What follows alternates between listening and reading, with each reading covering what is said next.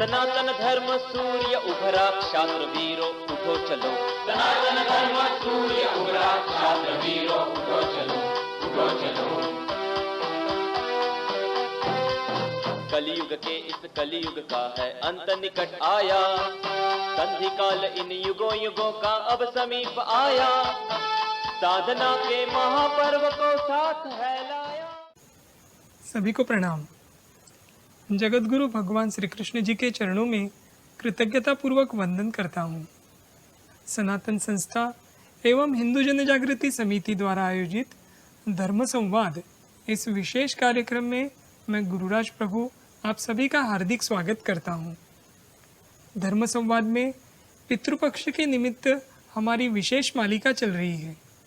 पश्चिमी देशों में माता पिता के सम्मान के लिए वर्ष में एक बार मदर्स डे और फादर्स डे ऐसे दिन मनाने पड़ते हैं, परंतु भारत में माता पिता का केवल सम्मान ही नहीं, उनकी संतानें उनकी निरंतर सेवा भी करती हैं।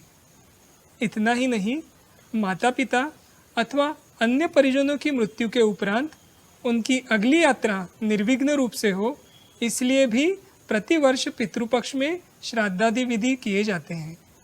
श्राद्ध केवल कर्मकांड ही नहीं, एक धर्म विज्ञान कैसे है यह हम इस मालिका से समझ कर लेंगे। साथ ही श्राद्ध से जुड़े आपके प्रश्न और सोशल मीडिया के द्वारा चल रहे दुष्प्रचार का भी हम इस मालिका के माध्यम से उत्तर देंगे। आइए आज के धर्म संवाद का हम प्रारंभ करते हैं।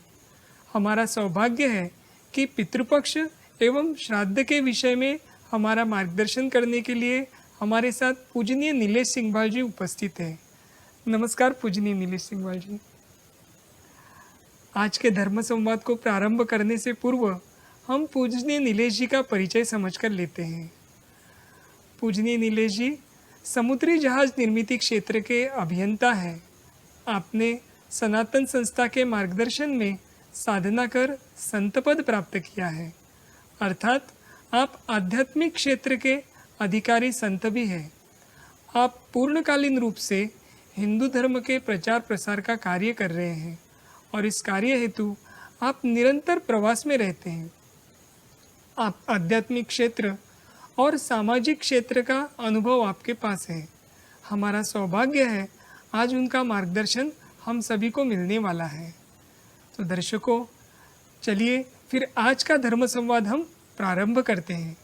पूजनीय नीलेश जी, जैसे कि आपने बताया कि पूर्वज अतृप्त होते हैं और वे अतृप्त होने के कारण हमें कष्ट भी देते हैं, परंतु यहाँ पे एक प्रश्न ये आता है कि हम भी तो उन्हीं पूर्वजों के वंशज हैं, तो ऐसे में हमारे ही मृत परिवारजन हमें कष्ट क्यों देते हैं? इसका क्या कारण है?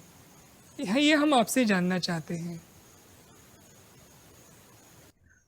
भारतीय धर्म ग्रंथों के अनुसार मनुष्य पर 3 प्रकार के ऋण प्रमुख माने गए हैं: पितृ ऋण, देव ऋण तथा ऋषि ऋण। पितृ ऋण में पिता के अतिरिक्त माता तथा वे सब भी सम्मिलित हैं जिन्होंने हमें अपना जीवन धारण करने के लिए तथा उसका विकास करने में सहयोग दिया है। आजकल अधिकतर लोग साधना नहीं करते हैं, इसलिए मृत्यु के पश्चात अनेक इच्छाओं के कारण वे अतृप्त रहते हैं। ऐसे लोगों की लिंग देह भूवर लोक में ही भटकती रहती है। ऐसे में भूवर लोक से मुक्त होने के लिए मेरे भूलोकवासी परिजन यानी पृथ्वी पर रहने वाले परिजन कुछ करें, इस आशा से उनका ध्यान आकर्षित करने के लिए उन्हें कष्ट देते हैं। जानकारी के लिए बता दूं कि हिंदू धर्म में 14 भुवनों के बारे में बात की गई है, सप्तलोक और सप्त पाताल, जिसमें भूवर लोक एक भुवन है, एक लोक है, और भूलोक अर्थात ये पृथ्वी है। वर्तमान काल में पूर्व की भांति इन मृत हुए परिजनों की मुक्ति के लिए कोई भी श्राद्ध पक्ष इत्यादि नहीं करता है और नहीं साधना करता है। इसलिए अधिकतर सभी को पूर्वजों की अतृप्ति के कारण आध्यात्मिक कष्ट होते हैं, यानी पितृदोष होते हैं।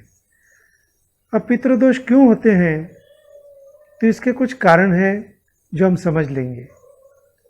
सबसे पहले पितरों का विधिवत संस्कार या श्राद्ध न करना। दूसरा है पितरों की विस्मृति यानी पितरों को भूल जाना अथवा उनका अपमान करना। धर्म विरुद्ध आचरण। इसके बाद है नाग की हत्या करना या हत्या कराना अथवा उसकी मृत्यु का कारण बनना। उसके बाद गौ हत्या अथवा गौ का अपमान करना। और अंत में कुल देवता या देवी इत्यादि की विस्मृति होना अथवा उनका अपमान होना।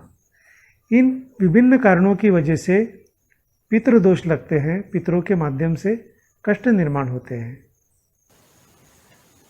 पितृदोष के निवारण के लिए हमारे पूर्वजों के द्वारा कुछ प्रयास तो किए होंगे, तो ऐसे ही कुछ प्रयासों के बारे में आप हमें बताइए जिससे कि हम सभी को हमारे इस कर्तव्य का भान हो।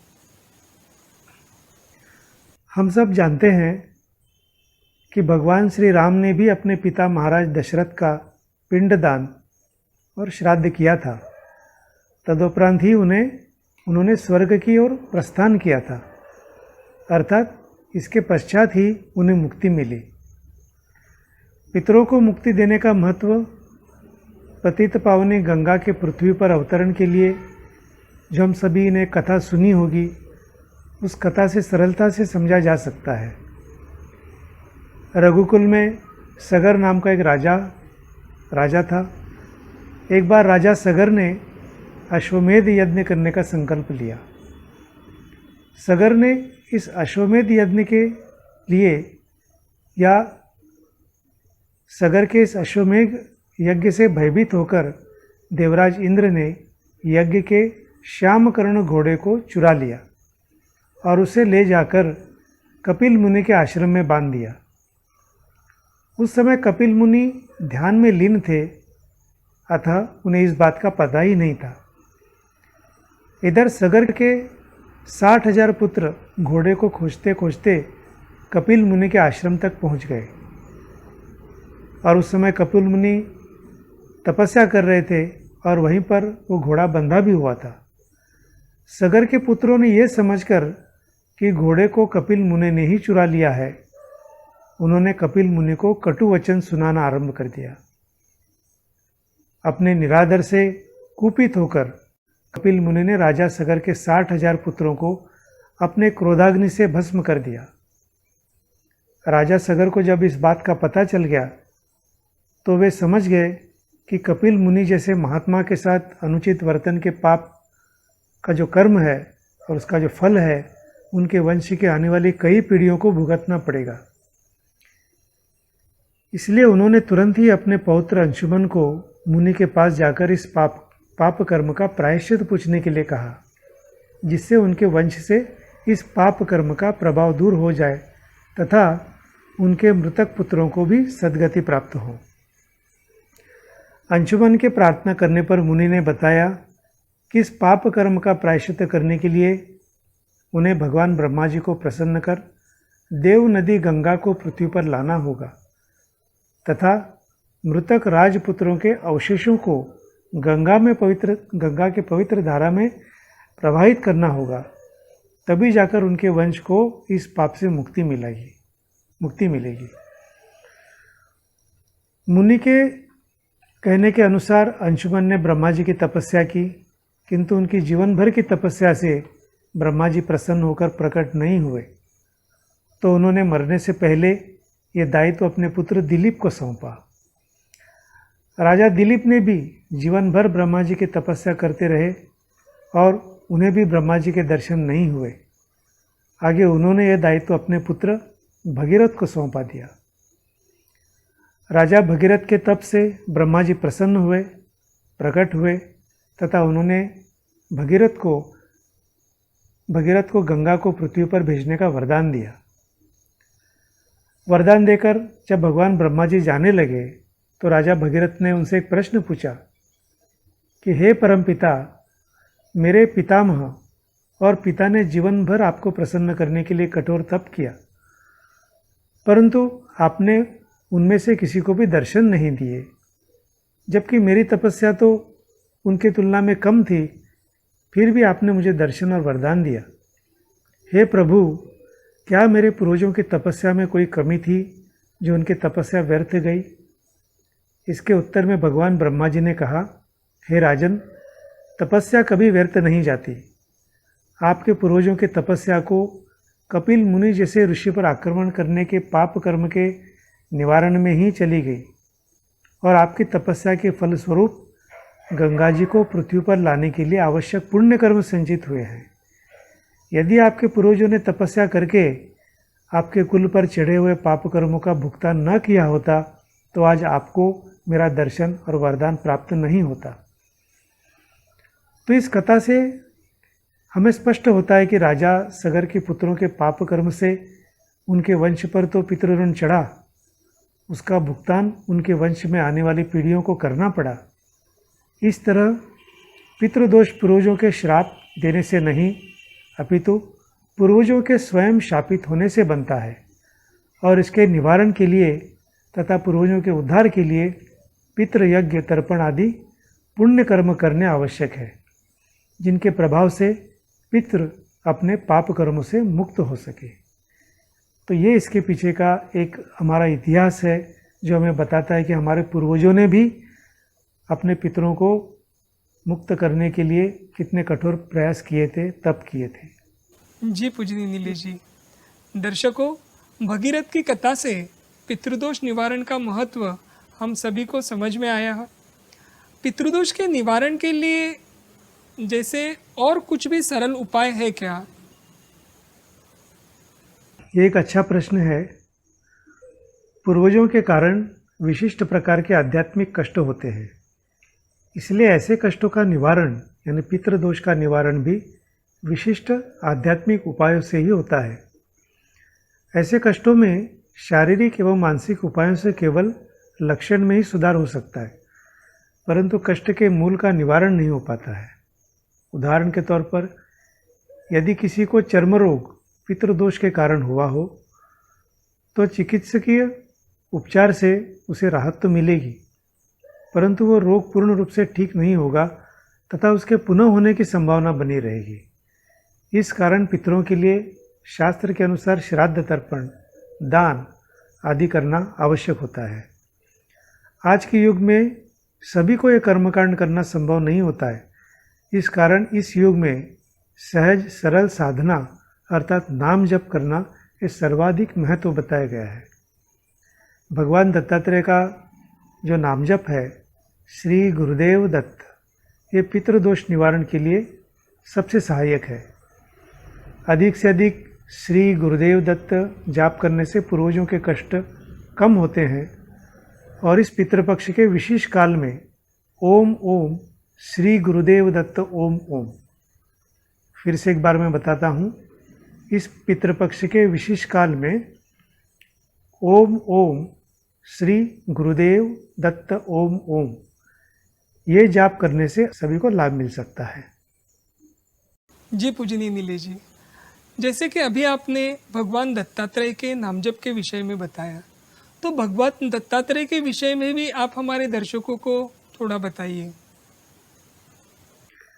बहुतांश उपासकों को दत्तात्रेय देवता संबंधी जो थोड़ी बहुत जानकारी होती है वो अधिकतर पढ़ी सुनी कथाओं से होती है। ऐसी अल्प जानकारी के कारण दत्त भगवान पर उनका विश्वास और श्रद्धा भी अल्प होती है। इसलिए भगवान दत्तात्रेय की जानकारी लेना आवश्यक है। पुराणों में ऐसा वर्णन मिलता है कि दत्त का जन्म वर्तमान मनवंतर के आरंभ में प्रथम पर्याय के त्रेता युग में हुआ। महापतिव्रता माता अनुसुया एवं अत्रि ऋषि के घर भगवान दत्तात्रेय का प्रागट्य हुआ।